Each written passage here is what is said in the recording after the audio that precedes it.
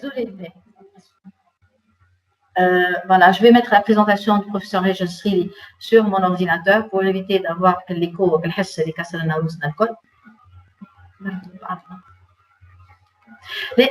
j'ai pas passé la parole à madame, au professeur Inès Camoun, le temps que je mette Inès. D'accord. Voilà. Alors, pour le professeur Inès Camoun, vous allez vous présenter, elle va vous présenter, elle va se présenter à vous, Inès. Après, on va passer à la présentation de madame Régis. Bonjour à tous. Je me présente, Inès Camoun, professeure agrégée en endocrinologie à l'Institut de nutrition. Je viens de dire que tout ça c'est bien. Je pense qu'il n'y a pas on est tous d'accord sur les principes et les dimensions, les principes de ce projet.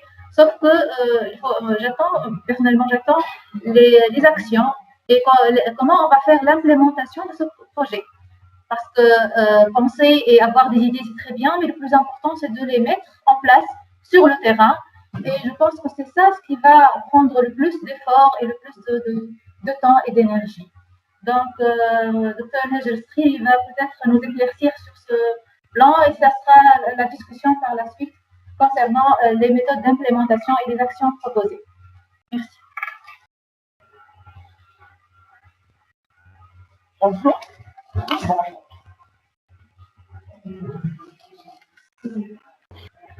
Donc, on passe directement professeur Hijra Srili, professeur en médecine préventive et directrice de l'Institut national de la santé. Et donc, je suis partenaire associé dans le cadre de ce projet. Donc, concernant qui sont les bénéficiaires de la... On distingue au niveau qui correspond à la communauté, on distingue donc 4 propositions d'action. La première, c'est l'identification des besoins des personnes âgées avec participation des différentes parties prenantes pour assurer cette action. La deuxième, c'est l'aménagement de l'environnement afin qu'il soit adapté aux aptitudes de vie des personnes. Bon, je vais aller vite dans le listing de ces actions pour avoir le temps de réagir. La troisième action, c'est la conception d'un programme social pour améliorer les conditions de logement des personnes âgées en situation de dépendance et ou d'exclusion sociale. Et la quatrième, c'est la mise en place d'un réseau de soutien inter- et intra-génération. Au niveau méso, qui correspond à la famille, on distingue 3 actions. La première, c'est l'implication de la famille dans le processus de prise en charge et de prise de décision. La deuxième, c'est l'organisation de formations en matière de soins auto-administrés pour les membres des familles en charge des personnes âgées. Et la troisième, c'est la mise en place de programmes de soutien psychosocial au profit des familles assurant la prise en charge d'un membre âgé, vulnérable, atteint d'une incapacité ou d'une maladie chronique. Au niveau micro, qui correspond à l'individu, on a une seule action à proposer, c'est la mise en place d'une stratégie de communication et de sensibilisation visant à concrétiser le droit à la santé des personnes âgées. Concernant la deuxième dimension, qui est les prestataires de soins de santé et sociaux, au niveau macro, qui correspond aux politiques et planifications et au renforcement des compétences, on distingue 5 propositions d'action. La première, c'est le développement durable des ressources humaines, sanitaires et sociales afin donc d'atteindre une couverture sanitaire universelle. La deuxième, c'est le renforcement des compétences des prestataires de soins et d'aide sociale par le biais de l'organisation de programmes de formation continue adéquats. Et la troisième, c'est le renforcement des systèmes d'information sur les ressources humaines pour guider les décisions politiques. La quatrième, c'est l'implication des prestataires dans la conception et l'évaluation des politiques. Et enfin, la cinquième, c'est la création de la spécialité de gériatrie dans le cursus de médecine spécialisée. Au niveau méso, qui correspond à la gestion des prestataires de services sanitaires et sociaux, on a une seule action qui est la création et la mise en place de mécanismes permettant d'améliorer les conditions de travail telles que la gestion de stress, le renforcement de la résilience, etc. Au niveau micro, on a deux actions. Le niveau micro, il correspond aux équipes pluri- et interdisciplinaires de professionnels de la santé, du secteur social, des soignants formels. Les soignants formels, ce sont les soignants qui donnent des prestations à domicile, mais qui sont rémunérés. Et donc, le niveau micro est représenté aussi par les familles. Donc, on a deux actions. La première, c'est l'intégration dans la prestation de soins de santé et sociaux de concepts sur l'éthique, l'aspect transculturel, les déterminants sociaux, le genre, l'inclusion sociale, la recherche et la qualité. Et puis la deuxième, c'est la facilitation de la collaboration entre les professionnels afin d'améliorer les résultats des soins avec une responsabilité partagée en respectant et en comprenant les rôles, à savoir le partage du pouvoir, le travail en commun et l'autonomie. Pour la troisième dimension, qui est l'environnement de soins et prestations de services, au niveau macro, qui est le niveau institutionnel, donc on distingue trois actions.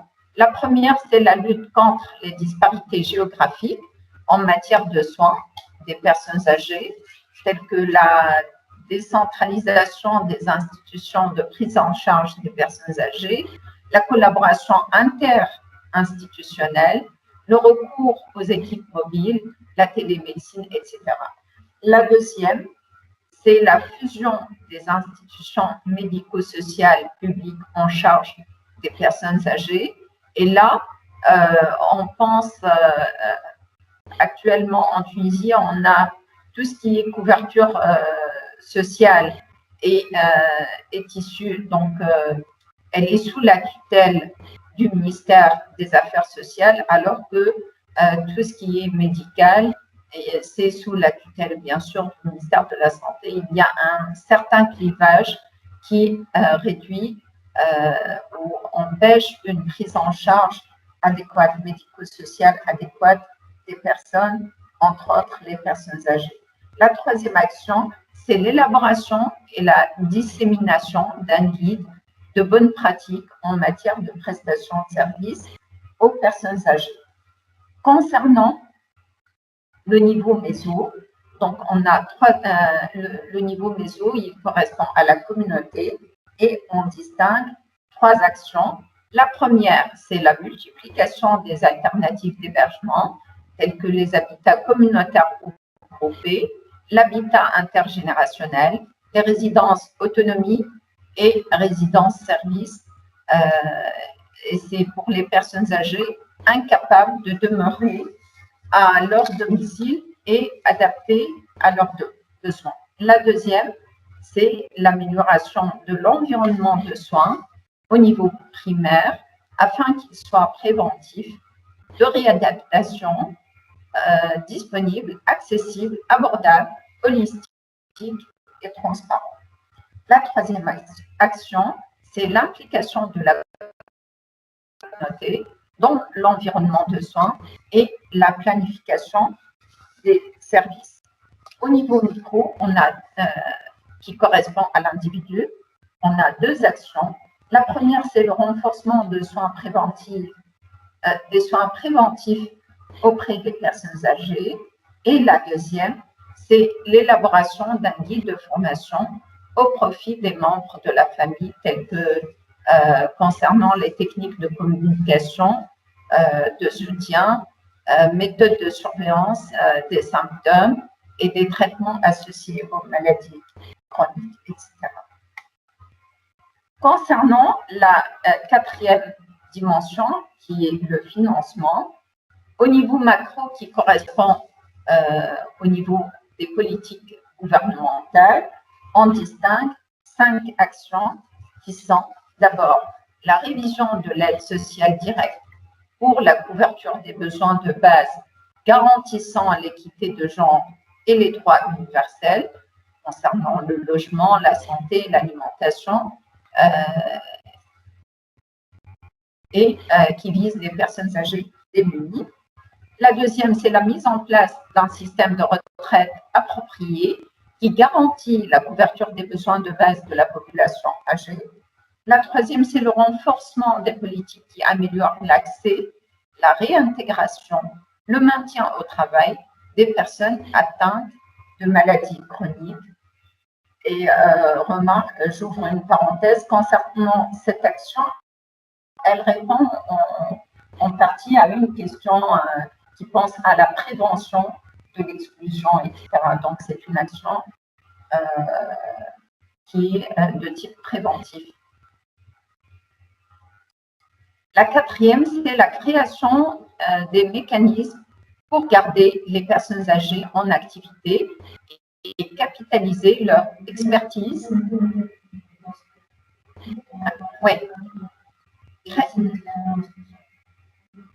Oui. Création des mécanismes pour garder les personnes âgées en activité et capitaliser leur expertise afin de promouvoir leur bien-être mental et financier. La cinquième, c'est l'adoption d'une approche économie sociale et solidaire qui se caractérise par sa capacité à créer des projets de développement et de services garantissant un bon bien-être dans ses dimensions sociales et sanitaires. Au niveau méso, qui signifie les niveaux intermédiaires d'autorité, qui facilite le transfert de soutien économique et crée des opportunités de soutien financier. Et on a là une seule action qui est le contrôle régulier et continu du coût et de la qualité des soins dans les institutions publiques et privées. Au niveau micro, qui est l'interface financière du bénéficiaire cible, on a une seule action aussi, qui est la mise en place d'un système de vie pour surveiller la fourniture du soutien financier nécessaire à la population cible. Au niveau, pour la cinquième dimension, concernant le niveau macro, qui correspond aux politiques nationales pour améliorer le développement technologique et l'innovation. Et on a deux actions à proposer. D'abord, la mise en place de lois qui facilitent l'utilisation des outils technologiques dans la prise en charge des personnes âgées et garantissant l'accès équitable aux services. Par exemple, une législation pour la protection des données personnelles, la télémédecine, le réseau national, un système d'information national sur la santé des personnes âgées. La deuxième action, c'est la disponibilité et l'accessibilité physique et financière des outils de technologie de l'information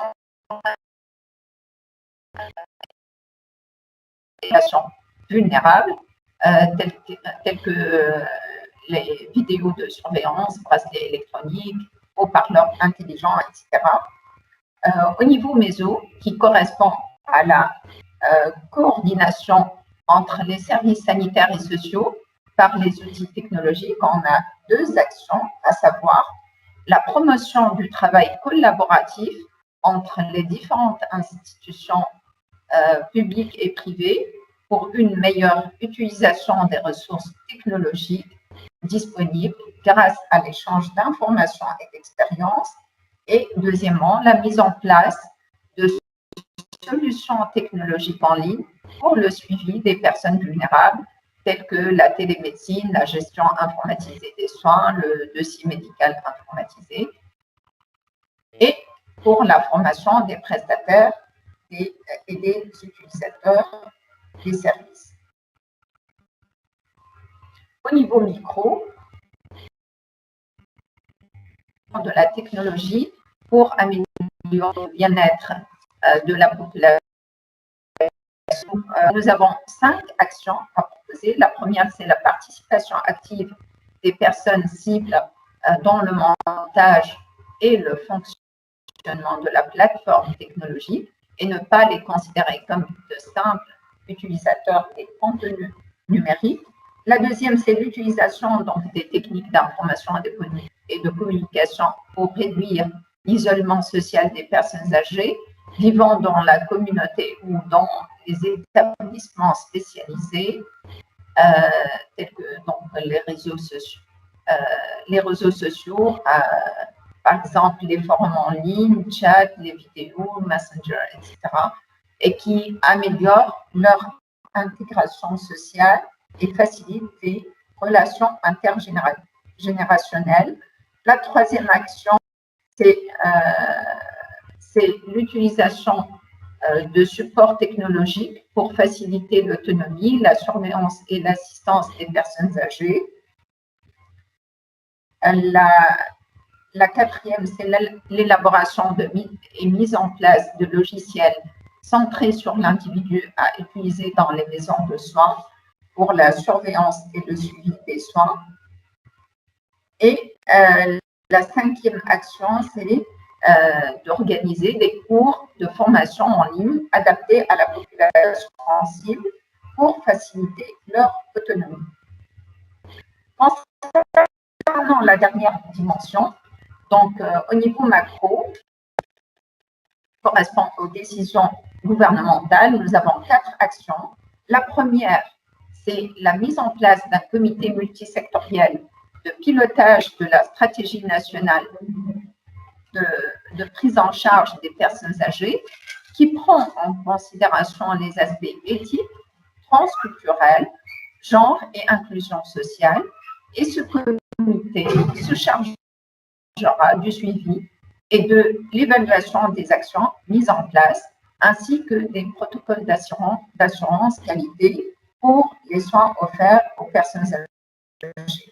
On aurait bien aimé que le représentant de la DSSB soit parmi nous pour nous donner son feedback à propos notamment de cette action.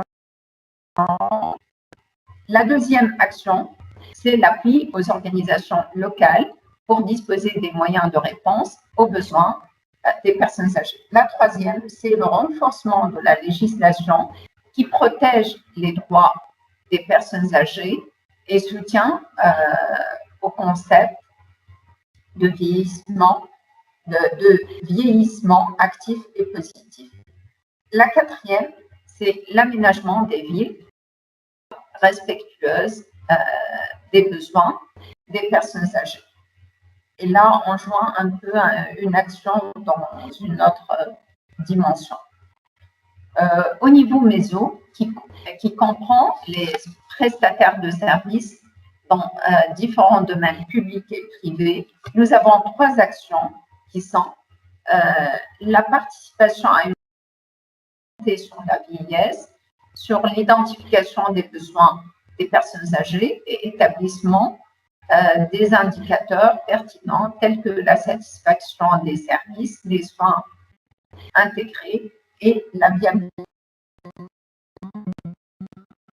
des prestataires de services sur les besoins sanitaires et sociaux des personnes âgées. Enfin, la formation des prestataires de services sur les bonnes pratiques de gouvernance, le leadership, la transparence et la responsabilité.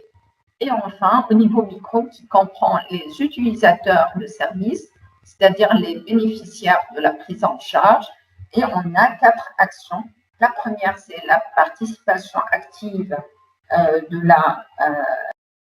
des représentants de la communauté, de la société civile, des soignants, des membres de la famille et des personnes âgées à l'élaboration de programmes pour les personnes âgées dépendantes et ou à risque d'exclusion sociale, en tenant compte des aspects éthiques, transculturels, de genre et d'inclusion sociale.